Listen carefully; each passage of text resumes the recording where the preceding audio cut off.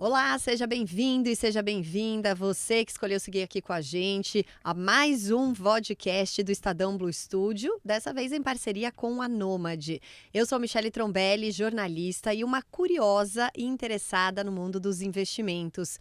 E olha, a gente pode dizer que o Brasil vive hoje uma era da democratização de investimentos. Cada vez mais cidadãos comuns, como eu, como você que nos ouve e nos assiste, muito provavelmente a gente tem ali acesso fácil a títulos públicos via Tesouro Direto e muitas outras plataformas que nos permitem investir com apenas um clique. CDBs, LCAs, outros títulos de crédito privado, ações, fundos dos mais variados, criptomoedas. A lista é bem grande, né? E essa possibilidade de investimento não se restringe apenas ao que é oferecido aqui no Brasil.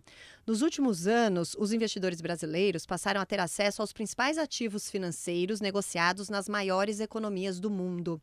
Mas e aí, hein? Será que vale a pena investir no exterior? Para tirar essa dúvida e falar melhor sobre esse assunto, a gente conversa a partir de agora com Caio Fasanella, diretor executivo e head da área de investimentos da Nômade, uma fintech brasileira que atua há pelo menos 4 anos neste mercado. Tudo bem, Caio? Obrigada pela presença. Muito obrigado pelo convite, é um prazer estar aqui. Bom, eu gostaria, antes até de a gente entrar nessa minha dúvida principal, né? Será que vale a pena investir no exterior? Eu queria abrir aqui a nossa conversa, que você explicasse para a gente o que é exatamente uma fintech e qual é a atuação da Nômade. Vamos lá.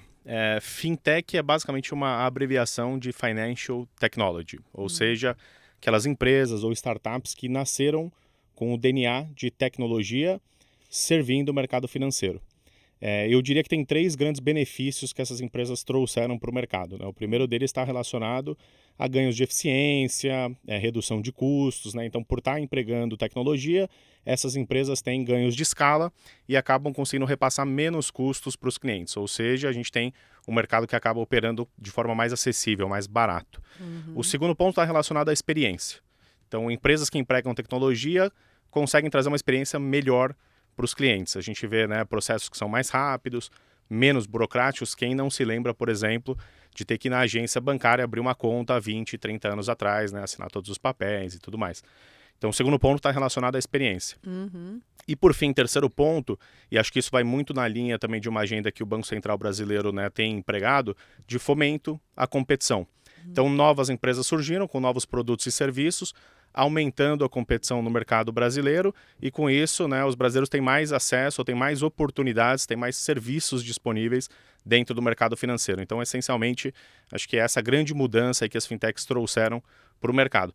Mais especificamente falando sobre a Nômade, a gente atua no mercado chamado de contas globais, permitindo, né, que nossos clientes eles abram contas no exterior, né, sejam contas correntes, aquelas checking accounts que a gente fala num banco americano, contas de investimentos, e a gente também tem uma atuação em serviços de pagamentos e câmbio.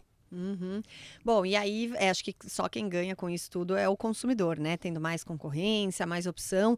E aí eu abri falando sobre a democratização dos investimentos. Só que se a gente para olhar, o brasileiro ele ainda é muito apegado, não é? A poupança, a renda fixa aqui no Brasil. É muito apegado, tem um nome para isso que a gente fala que é o home bias, ou seja, o viés doméstico. Então, é aquela tendência, né, que os investidores eles têm de investir naquilo que ele se sente mais confortável, que ele conhece e tudo mais. Isso acaba acontecendo muito aqui no Brasil. A gente tem aí uma concentração de investimentos. Quando a gente olha, né, para o mercado de varejo, 99% do patrimônio dos brasileiros, na média, está investido aqui no Brasil em produtos como poupança e renda fixa, né, CDBs, etc.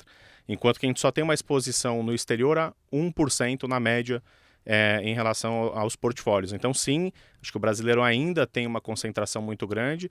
A gente tem uma grande expectativa de que, né, vai ter um volume aí relevante migrando de fato para o exterior, né, para ter portfólios que são mais diversificados. Bom, você citou aí, falou sobre a questão da tecnologia, né, dessa democratização. O que mais explica as pessoas terem hoje muito mais acesso a diferentes tipos de investimentos, na sua visão? Olha, nesse mercado internacional, eu diria que não foi nem a tecnologia o grande driver de mudança, de acesso. Na verdade, acho que tem muito a ver com o conforto que as plataformas americanas, os bancos, as empresas de tecnologia passaram a ter com processos que nós, né, levamos e identificamos para eles lá fora. Como exemplo, né, a confiança de que a gente tem processos de abertura de conta, de prevenção à lavagem de dinheiro e que isso está sendo feito de uma forma segura, esse foi um fator determinante para permitir esse acesso de uma forma escalável. No passado, né, assim como eu mencionei no começo, né, nos Estados Unidos, você também precisava entrar numa agência, ficar algumas horas ali para poder abrir uma conta bancária, por exemplo. Hoje em dia você consegue fazer isso na palma da mão, através de um aplicativo como a Nomad, por exemplo. Então, para mim, o fator determinante foi, né, esse ganho de confiança, esses processos que foram criados e que gerou essa acessibilidade de uma forma digital. Mas a gente sabe que, se a gente olhar aqui para o nosso mercado, a gente tem muita opção, muitos portfólios, né, de investimento. O que leva exatamente uma pessoa a buscar um investimento fora? Olha, isso é interessante, né? A gente, apesar de ter essa sensação de que tem muito produto disponível, se a gente comparar, por exemplo, né, a Bolsa Brasileira com a Bolsa Americana, a gente tem aqui no Brasil menos de 100 fundos negociados, são aqueles chamados ETFs. Quando a gente olha para os Estados Unidos, a gente está falando de mais de 3 mil fundos disponíveis. Então, por exemplo, né, se você quiser ter exposição via um desses fundos à inteligência artificial, que é um tema aí que está super quente, né, na pauta aí de todos os jornalistas, aqui no Brasil você vai ter dificuldade de achar produtos que têm exposição a esse tema. Nos Estados Unidos, né, pela quantidade, pelo tamanho do mercado, a gente tem uma série de fundos que são negociados. Então, acho que um primeiro ponto está relacionado ao tamanho mesmo do mercado, à prateleira. Segundo aspecto, que eu considero até o mais importante, é que aqui você está exposto ao real, e só, né? Então, a gente está falando de um país que é um país emergente, que nos últimos anos a gente viu uma tendência de desvalorização do câmbio no longo prazo. Então, investir no exterior te permite ter uma exposição a uma moeda forte e aí diversificando o seu patrimônio, né, geograficamente também, não só nos produtos que tem aqui no Brasil, apesar do Brasil estar super acostumado com o que tem aqui, tem um mundo a ser descoberto lá fora, né? Pois é. Você acha que essa questão de você ter o seu patrimônio também numa moeda mais forte seria a principal vantagem? Qual seria, na sua visão, as principais vantagens desse tipo de investimento? A gente acredita que a principal vantagem, sim, está relacionado com a proteção patrimonial, né? Então, a gente, como eu mencionei, tem um histórico de longo prazo de desvalorização do câmbio versus, né, moedas fortes, por exemplo, o dólar. Quem não se lembra, né, no passado a gente teve momentos em que R$1 comprava $1. Hoje em dia a gente precisa de R$5 para comprar o mesmo dólar, né? Então, e olha lá, hein? E olhe lá. Então, assim, quem, né, tá acostumado aí a viajar, quer comprar um bem, alguma coisa no exterior, sente no bolso, né? Então, essa diversificação da moeda, ela é super importante quando a gente pensa, né, na construção e na proteção de patrimônio. Como eu mencionei, né, o tamanho do mercado também é completamente diferente. Nos Estados Unidos a gente tem um mercado muito maior. Isso também significa mais liquidez para os produtos. Então, permite que você construa um patrimônio, que você monte posições de forma também menos, né, ineficiente como a gente tem aqui no Brasil. Quando você acaba, né, pagando um pouquinho mais caro para montar uma posição, depois desmontar, etc. Então, o mercado americano também permite, né, essa eficiência, vamos dizer assim, na construção de um patrimônio. E aí, quais são os tipos de investimentos no exterior que os brasileiros mais procuram nessa tentativa de diversificar a carteira? Quer dar um palpite? Ação? Renda fixa, que nem você renda mencionou. Fixa, porque aí eu falei assim, não, aí tem que ser muito arrojado, né? Exatamente. Então, renda fixa é o número 1 que a gente tem visto. E é tranquilo, assim, se em vez de aplicar na renda fixa aqui, eu vou aplicar na renda fixa lá tranquilamente. Super tranquilo. Como a gente está hoje num ambiente de juros altos nos Estados Unidos, a gente vê uma demanda muito grande por títulos do Tesouro Americano. Até Então, por isso está saindo muito capital estrangeiro também até aqui do por Brasil, isso tem né? saído capital daqui, exatamente, né, com uma tendência aí de manutenção dos juros nos Estados Unidos. Então, o número 1 produto que a gente vê, né, está associado com o Tesouro Americano. E Tesouro Americano de curto prazo, né, se aproveitando desse ambiente de juros mais altos. Mas, sem dúvida nenhuma, tem uma demanda grande pelas grandes empresas de tecnologia. Vem logo na sequência, e aí a gente está falando ali de empresas como Google, Amazon, Microsoft, Tesla. Então, também é um mercado super quente, que está muito associado também ao que eu mencionei de inteligência artificial. ESG também lá é bem mais forte do que aqui, né? Esse tipo Bem de mais fundo, forte. A gente vê estudo. pouco esse tema aqui e ele voltou com força total nos Estados Unidos. Então, também tem uma série de fundos negociados que permitem exposição ou que fazem investimentos em empresa com grau, né, com nível alto ESG, enquanto que aqui no Brasil é um tema que ele ainda não voltou com tanta força. Bom, para quem está acompanhando não conhece, né, não está muito familiarizado, são justamente aquelas empresas que têm uma preocupação maior, né, com social, ambiental, questão de governança. E aí você sente, Caio, que existe ainda aquele receio dos investidores em adquirir produtos financeiros fora do país e está associado a um mito, de que não, essa operação é muito complexa, eu não vou dar conta. Ou até o que você falou, por exemplo, pensando em mim, assim, meu Deus, aqui eu tenho que decidir entre 300, lá entre 3 mil, meu Deus, sabe, assim. É Exatamente. muita opção também, É né? muita opção e é um mercado desconhecido e o desconhecido gera insegurança, sem dúvida nenhuma, né? Então, acho que tem uma questão de familiaridade. Mas a gente está vendo que esse movimento já está começando, né?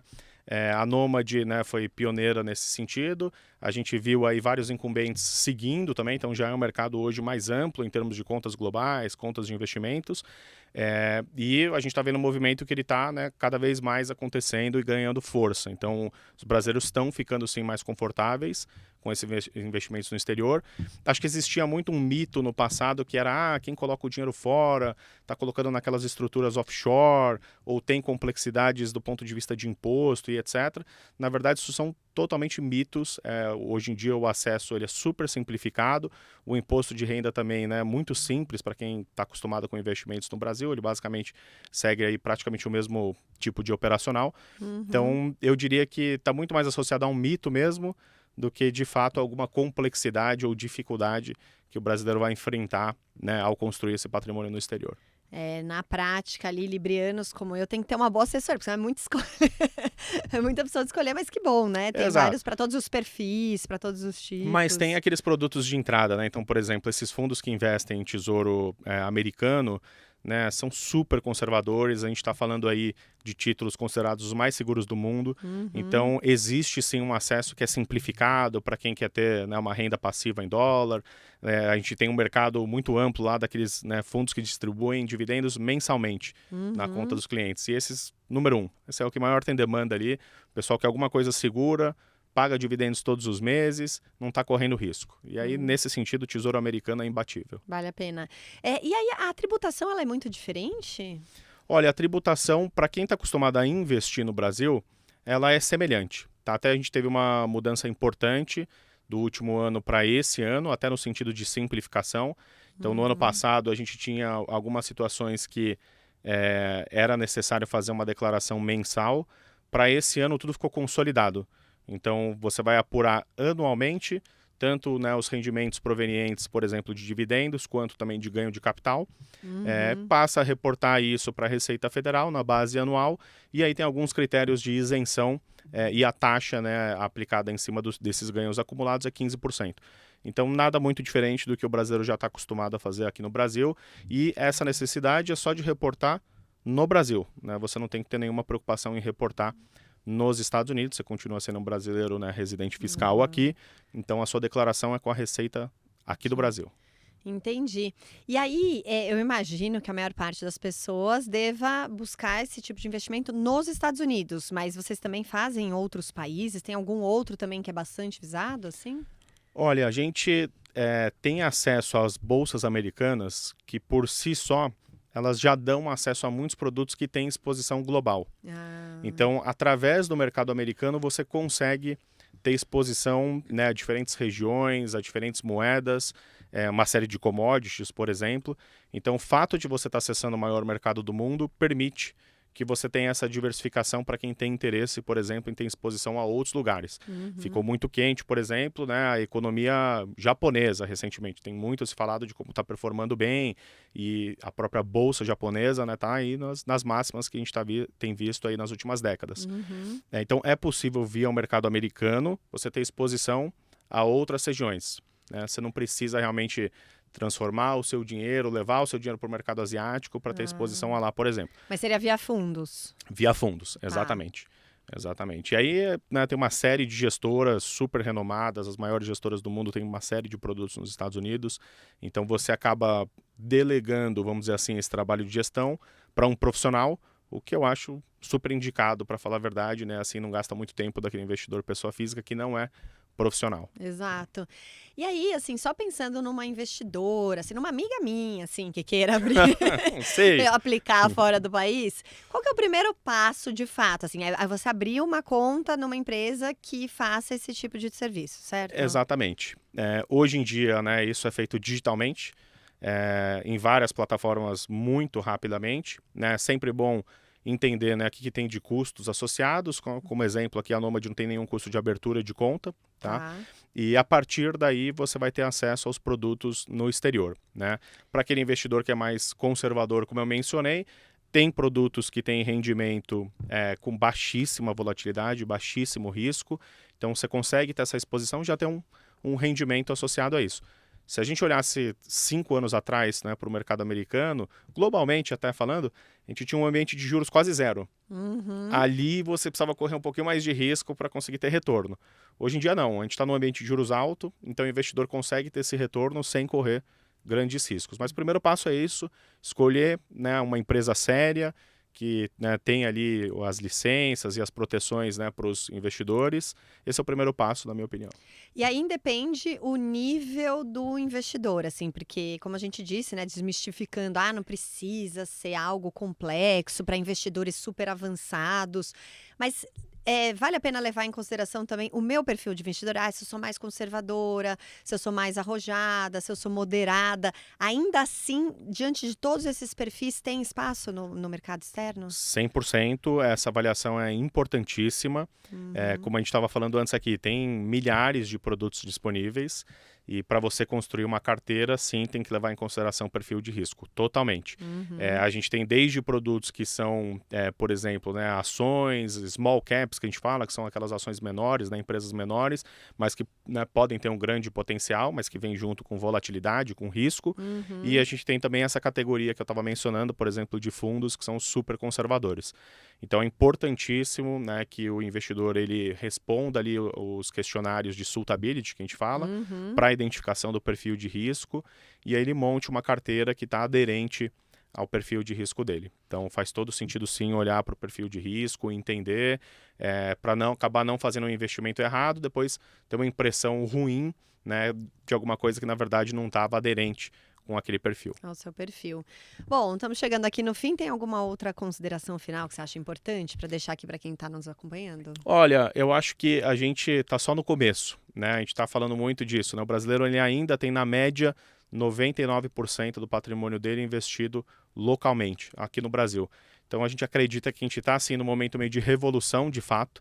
Esses portfólios eles vão mudar bastante ao longo dos próximos poucos anos e a gente está só no começo dessa jornada, né? Esse acesso ele é super recente, estamos falando aí de 3, 4 anos para trás, né?